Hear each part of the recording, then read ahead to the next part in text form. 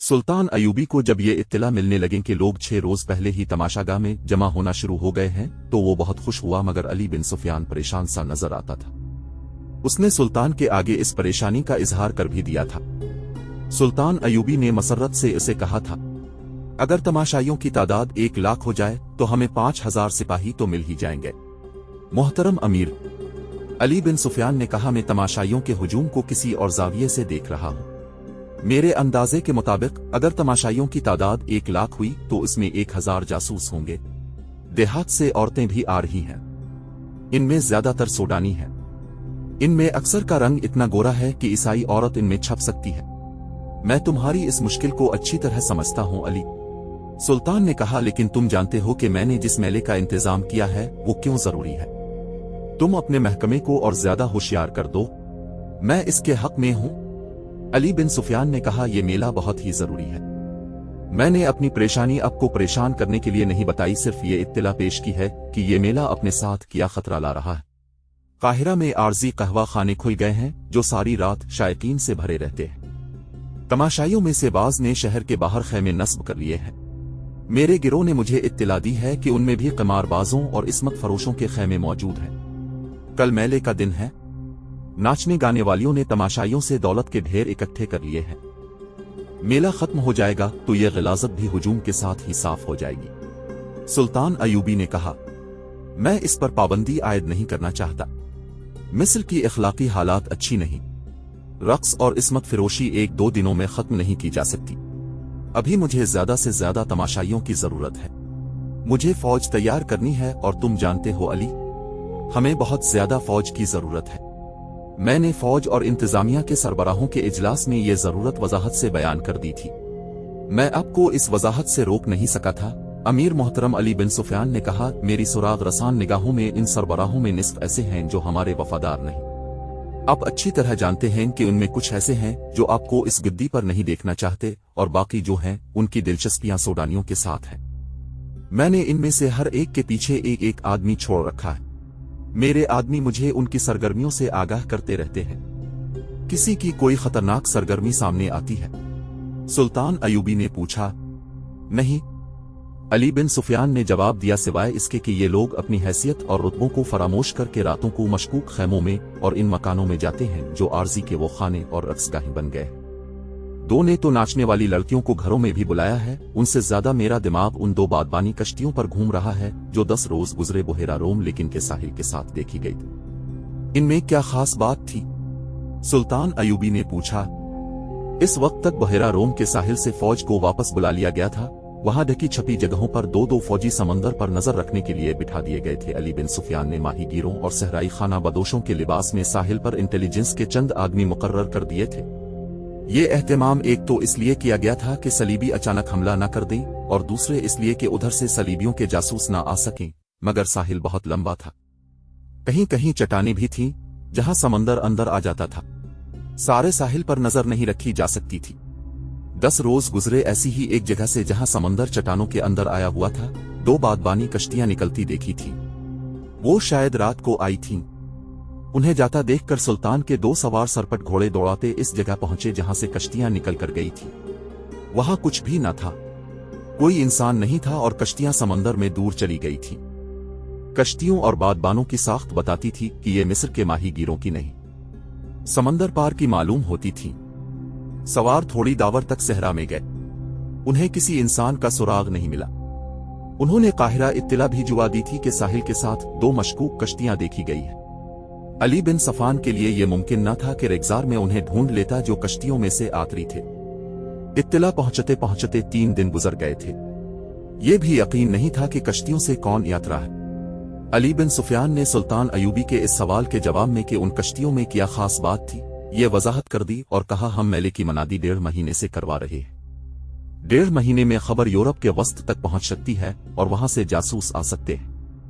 मुझे यकीन की हद तक शक है कि तमाशाइयों के साथ सलीबियों के जासूस मेले में आ गए हैं। काहिरा में इस वक्त लड़कियां आर्जी तौर पर नहीं, मुस्तकिल तौर पर फरोख्त हो रही है।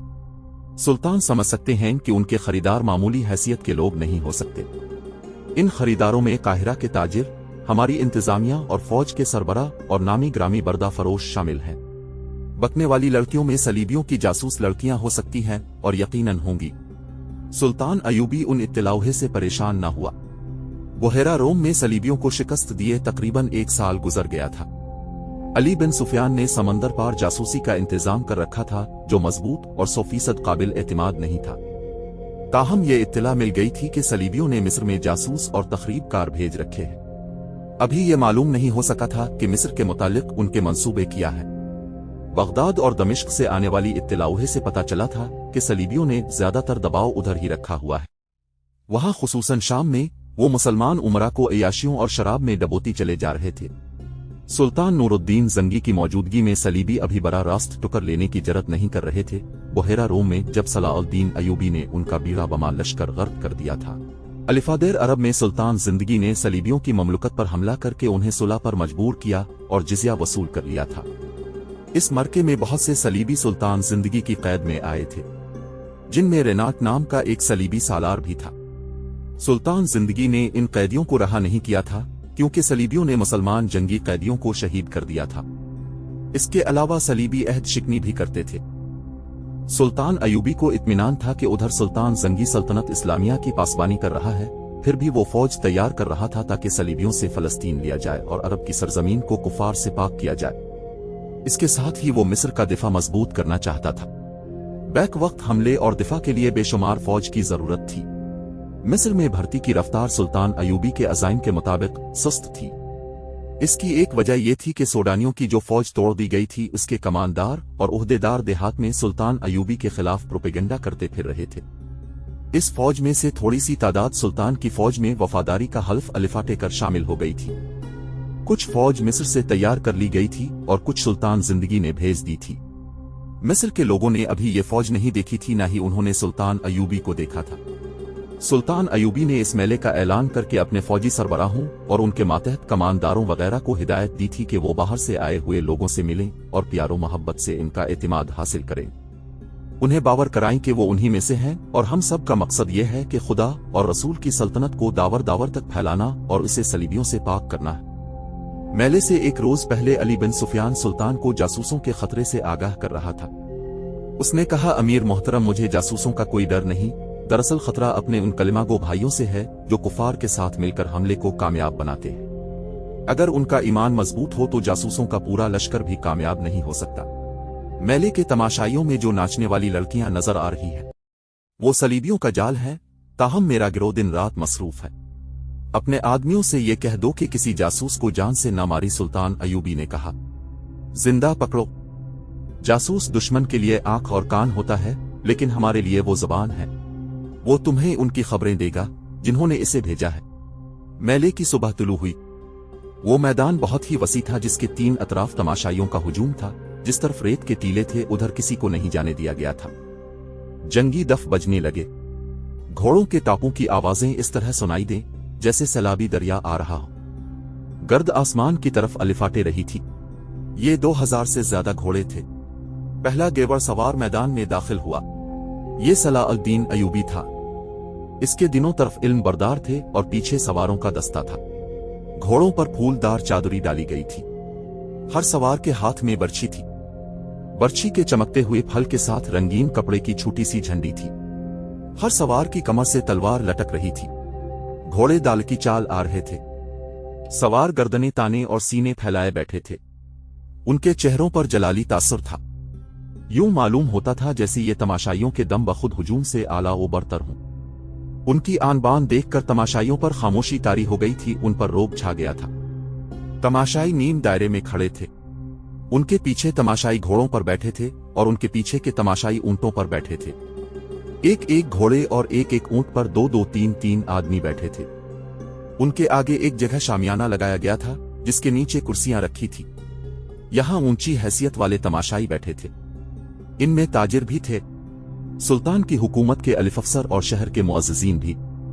इनमें काहिरा की मस्जिदों के इमाम भी बैठे थे। उन्हें सबसे आगे बिठाया गया था क्योंकि सुल्तान अयूबी मजहबी पेशवाओं और उलमा का इस कदर एहतराम करता था कि उनकी मौजूदगी में उनकी इजाजत के बगैर बैठता नहीं था। इनमें सुल्तान के वो अफसर भी बैठे थे जो इंतजामिया के थे, लेकिन उनका ताल्लुक फौज से था।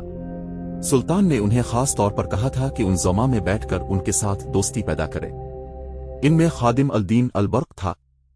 अली बिन सुफियान के बाद दूसरा आदमी था जो सुल्तान अयूबी के खुफिया मंसूबों, ममलुकत और फौज के हर राज से वाकिफ था। उसका काम ही ऐसा था और उसका ओहदा सालार का था। जंग के मंसूबे और नक्शे इसके पास होते थे। इसकी उम्र 40 साल के करीब थी। वो अरब के मर्दाना हुस्न और हलाल का पैकर था। जिस्म तवाना और चेहरा हुशिशाश बुशिशाश था। अल-बर्क के साथ एक लड़की बैठी थी। बहुत ही खूबसूरत लड़की थी। वो नौजवान थी। लड़की के साथ एक आदमी बैठा था जिसकी उम्र 60 साल से कुछ ज्यादा थी। वो कोई अमीर कबीर लगता था। अल-बर्क कई बार इस लड़की की तरफ देख चुका था। एक बार लड़की ने भी उसे देखा तो मुस्करा दी। फिर इसने बूढ़े की तरफ देखा तो उसकी मुस्कुराहट गायब हो गई। घोड़े तमाशाइयों के सामने से गुजर गए तो शुतर सवार आ गए। ऊंटों को घोड़ों की तरह रंगदार चादरों से सजाया गया था। हर सवार के हाथ में एक लंबा नेजा और उसके फल से जरा नीचे 3-3 इंच चौड़े और 1.5 फुट लंबे 2 रंगे कपड़े झंडियों की तरह बंधे हुए थे। हुआ में वो फड़फड़ाती बहुत ही खूबसूरत लगते थे। हर सवार के कंधों से एक कमान आवीजा और ऊंट की जैन के साथ रंगीन तरकश बंधी थी। ऊंटों की गर्दनें खम खाकर ऊपर को उठी हुई और सर जैसे फखर से ऊंचे हो गए थे। सवारों की शान निराली थी। गेवड़ सवारों की तरह हर शुतर सवार सामने देख रहा था। उनकी आंखें भी दाएं बाएं नहीं देखती थीं। ये ऊंट उन्हीं ऊंटों जैसे थे जिन पर तमाशाई बैठे हुए थे, लेकिन फौजी तरतीब, फौजी चाल और फौजी सवारों के बीच वो किसी और जहान के लगते थे। अल-बर्क ने अपने पास बैठी हुई लड़की को एक बार फिर देखा। अब की लड़की ने उसे आंखों में आंखें डालकर देखा। इसकी आंखों में ऐसा जादू था कि अल-बर्क ने अपने आप में बिजली का झटका सा महसूस किया। लड़की के होंठों पर शर्म व हया का तबस्सुम आ गया और उसने अपने पास बैठे हुए बूढ़े को देखा तो इसका तबस्सुम नफरत में बदल गया। अल-बर्क की एक बीवी थी जिसमें से इसके 4 बच्चे थे। वो शायद इस बीवी को भूल गया था। नाजरीन, आज के लिए इतना ही। हमारी वीडियो से अपडेट रहने के लिए हमारे इस चैनल को सब्सक्राइब करके नीचे मौजूद बेल आइकन को जरूर क्लिक कीजिएगा। आपके साथ इंशाअल्लाह जल्द मुलाकात होगी इसी कहानी की नई किस्त के साथ। तब तक के लिए अपना बहुत सा ख्याल रखिएगा।